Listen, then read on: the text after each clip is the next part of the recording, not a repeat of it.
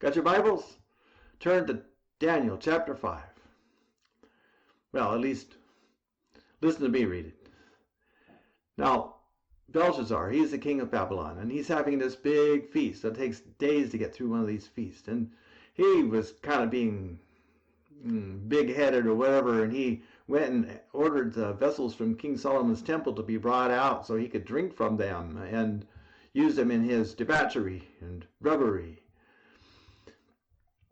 And then suddenly, everyone looked up and they saw the finger of God writing on the wall.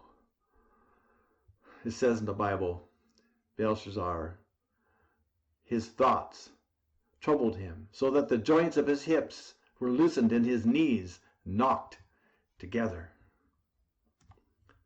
He had good reason to be afraid, for his kingdom was taken from him not too long after that by the Persians. And this is what the writing on the wall said, warned him, and here it came. They took over his kingdom, and Belshazzar was slaughtered along with the rest of his house. Of course, he could see that coming. That would make my knees knock together. Have any of you experienced a fear as strong as that? The joints of his hips were loosened, and his knees knocked against each other. That's a physical reaction to fear. There can be an emotional reaction that actually grips us in the form of panic, terror, anxiety, a state where, and this is an expression we use, we can be paralyzed with fear. We also say we are petrified. Do you know what petrified means? Literally, it means to become stone. That's what it literally means, to become stone. There is a paralyzing element of fear. So, you see what's happened here. Fear might come into our mind. Then it affects our emotions and it affects our will to the extent that we become frozen. Our volition has become impotent. It gets worse than this. When fear responses build up in our system, we move from fear into chronic fear. A chronic fearful state, like chronic tension. Chronic fear is when you become so wound up in a frenzy that it's almost impossible to come down from it. We might describe it as being jumpy. But our jumpiness is all in vain because any action the body devises fails to end the chronic fear. Eventually, over a period of time, you might contract stomach ulcers or other physical disorders. Fear. Chronic fear, not our friend. And this is the effect of fear. This is not some kind of irrelevant mental daydreaming activity that you're having. This fear is dangerous to you to the extent that it will affect your health. Adam said to God, I heard your voice in the garden, and I was afraid. Now, this is remarkable. These are the first words that came out of man's mouth after the fall. I was afraid. It's interesting that it was fear of God. And why would Adam fear God? Because he was no longer in union with him. A state of being where fear of God or even awe of God is impossible. Adam said, I was afraid because I was naked, and I hid myself. And God said, who told you that you were naked? Have you eaten some of the fruit of the tree of knowledge, even though I warned you not to partake of it? Adam replied, she did it. It's Eve's fault. And he hung his head in shame. First he tried to deflect blame away from himself, and then he felt shame, both of which must have been new sensations for him, and alarming. Why? Having partaken of the forbidden fruit, the tree of knowledge was now growing inside them like a rampant weed. The tree of knowledge is a powerful symbol. The legend tells us that whoever eats of the fruit of the tree of knowledge will have knowledge of good and evil. They will know the difference between right and wrong, what is beautiful and what is ugly. They will gather all that knowledge and begin to judge Well, that is what happened to Adam and Eve, and that is why they were cast out of the garden. Each of us has our own tree of knowledge growing inside us, which is our personal belief system. The tree of knowledge is a structure of everything we believe. Every concept, every opinion forms a little branch on the tree until we end up with the whole tree of knowledge. As soon as that tree is alive in our minds, we hear the fallen angel talking very loudly, and we become afraid.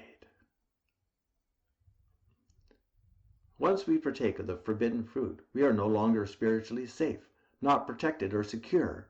And the enemy comes along and plants a lie in our minds, and we believe it. When we believe the enemy's lies, the fact of the matter is that we make a contract with Satan. Now, can you imagine Satan handing you a legal document and saying, sign on the dotted line? Anytime you believe the lie, you empower the liar. Do you understand? Whenever you believe the lie, you empower the liar. Oh, now that's wonderful, colorful words that describes this feeling we get inside ourselves. And the truth is, this is a very typical evangelical point of view, using their symbolism. To summarize, though, making it a bit simpler, we can say that the root of every controlling fear is a lie.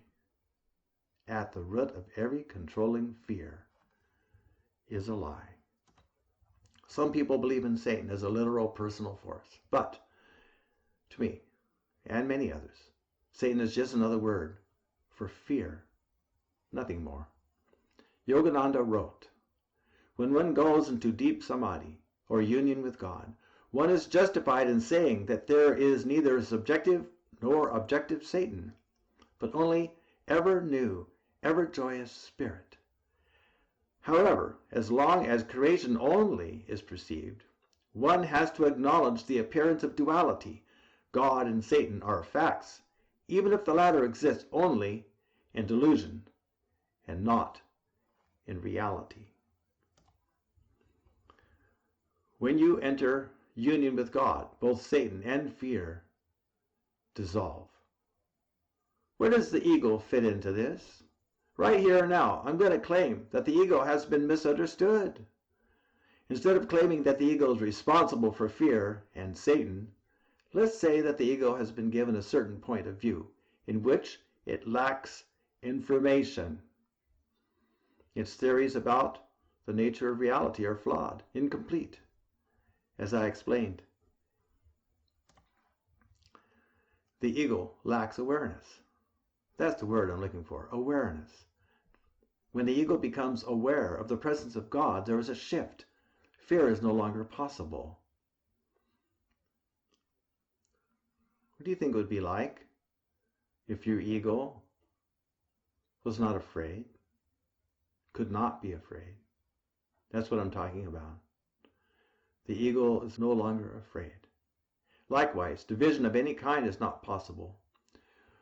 Then what is possible? Union with God, or awakening to Christ consciousness. So let me ask you this. What part of us will be in union? What part of us will awaken to Christ? The ego. And this changes everything.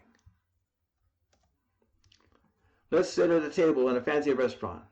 And on the table, there are two glasses, one filled with water and the other with white wine. Pick up the two glasses and carefully pour one into the other and back and forth until the wine and water are completely mixed. You can't tell the two apart now, can you? What if you wanted to separate them? How could you get the water back into one glass and the wine into the other? You can't. I don't know how that could be done. You got a white wine magnet? No. They're mixed. You and your soul are like this glass of water and wine mixed. You are one and the same. Separation is only a delusion, not real. Never forget that. Be proud of who you are. And what is this? You are a soul who knows he is playing the role of an ego. But like the glass of white wine and water mixed, There is no real separation between ego and soul. Let me repeat that. There is no real separation between ego and soul. Here's another bit of symbolism from a little different angle. Imagine that I pull a small velvet bag out of my pocket and dump the contents on the table. A gold ring, a gold nugget, and a gold signet seal. The three objects belong to a rich collector, and while he is asleep, these objects argued all the time. The gold ring declared that it was better than the other two because it was made for the finger of a rich bride. The gold nugget said it was better than the other two because miners had risked their lives to find it, and the gold signet said it was better than the other two because it had sealed the messages of kings. And they argued and argued day and night until the ring said, "Phew, let's ask God. He will decide which of us is the best." The other two agreed, and so they approached the Almighty. Each made its claim for being superior. God listened carefully, and when they were done, he said, "I can't settle your dispute. I'm sorry." The gold signet ring grew angry. "What do you mean you can't settle it? You're God." "That's the problem," said God. "I don't see a ring, a nugget, and a seal. All I see is gold." Likewise, God does not see your ego. Only the soul and ego inseparably merged into one, like the glass of white wine and water mixed. Moving on. Now we are watching TV. Channel surfing. We stop at a channel which catches our eye. A helicopter is hovering over the 405 freeway. That's in LA if any of you haven't been there recently. Down below, the cops are in pursuit of the stolen SUV. The announcer says, "What began as a high-speed chase several hours ago has turned into a grueling, slow-motion endurance test." And from the overhead shot, it looks like the SUV is barely crawling down the road, trailed by 5 cop cars. You imagine yourself being the driver. Okay. What is he thinking? You ponder. The end of the chase is inevitable. He will run out of gas. The car will stall. The police will close in. The driver is just continuing to do what hasn't worked so far. It is not likely to work. Maybe he should try something different. A couple had a divorce years ago. The mother and her son are talking. "Why did you and Dad fight so much?" the son asks. "Didn't you see where it was going?" He prodded. "People who keep on fighting end up getting a divorce. Neither of you was going to win, but you kept hacking away at each other. What I can't figure out is why you didn't try something different." For an answer, let's go back to where all the trouble began, the place where the connection was broken, where human beings lost their innocence, where God's love was lost, turning to hate, or at best, indifference. I'm talking about the Garden of Eden. To find the garden, we're going to visit the courthouse. Specifically, we're going to visit the divorce court. Ooh. A divorce court. It's as close to Eden as we can get. Why would that be? Well, both places begin with love and togetherness and end with anger and separation. The Garden of Eden may be a myth, but what does it stand for? A bad divorce between human beings and God. Now, what happens when you have a divorce? Both sides come out of it thinking they are right. When you're still married, there's room for take and give and take. You fight, and then you make up. In your hearts of hearts, you may think you're right, but the two of you have to get along together. And that means compromise. After the divorce, it all changes. Your ex becomes totally wrong, and you become totally right. Those positions get frozen in place. Nobody budges, at least not for a long time. Returning to the Garden of Eden. Let's ask. Who won the divorce from God? It looks like he did. Human beings lost their innocence. They felt sinful. They figured that since they got thrown out of paradise, there had to be a reason. Was there a reason? No. Because the divorce never took place. You are one with a soul, but not presently consciously aware of it. And you never get there if you think that you did something so bad that God decided to become your ex. The divorce court. This place is proof that love and togetherness hold the potential to turn into anger and separation. Stand in these hallways and you'll see 100 times a day. Divorce, separation. Whether they know it or not, all those couples are reenacting an ancient drama, the story of Adam and Eve in the Garden of Eden. Divorce from God is a powerful illusion. But since it isn't real, the way back is much simpler than it looks. If divorce, what would it take to get back with your spouse? Something got between you, so something needs to be removed. What could that be? What needs to be removed? You resisted each other. The give and take disappeared. By the end, one of you had to be right and the other wrong. See the point. To win him or her back, reverse the situation. How? Let your spouse be right. Let your spouse be right. It can't be that simple, can it? Yes, it can. The same is true of our relationship with God. He is right and always has been because, and this is an important point, in reality God is only love. He wants the best for you and nothing for himself. The slightest move on your part will be met with open arms. And this, my friends, is grace. But you and God are the same being. Like God, you too are love. You have just forgotten. Union with God is not becoming one with God. It is becoming aware of your oneness, which has always existed and always will. And what part of you becomes aware of God? Your ego. When I say to awaken the Christ within, I'm not saying to wake up some kind of sleeping giant. We are one. We are the ones who are sleeping. The Christ within has never stopped being aware of us. It is us that stop being aware of him.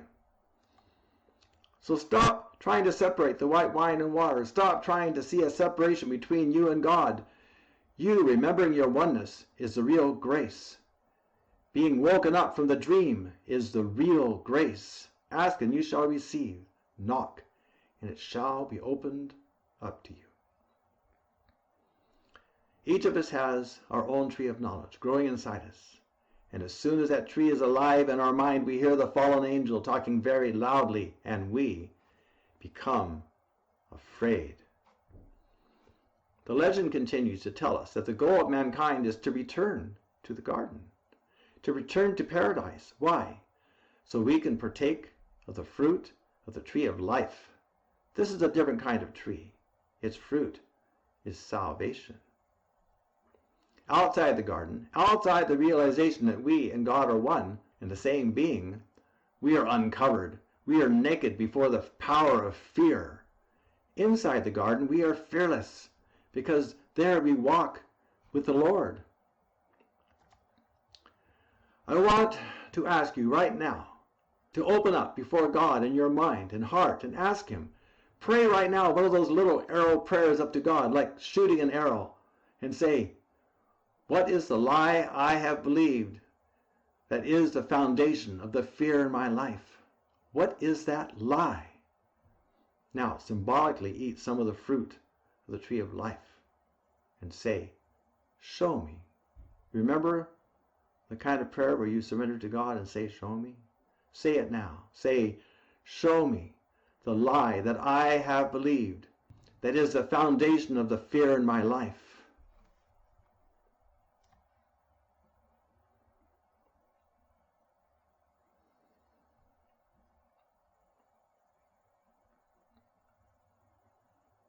What do you see in your mind or feel in your heart? A little bit of freedom spring up? A little bit of love where fear used to be? Keep eating the fruit of the tree of life day by day and watch as the love of God grows and your fear diminishes. Watch as your confidence in God is strengthened and your fear of Satan fades away. In this moment, in your world, there is no fear, for God is standing by your side and you cannot fail.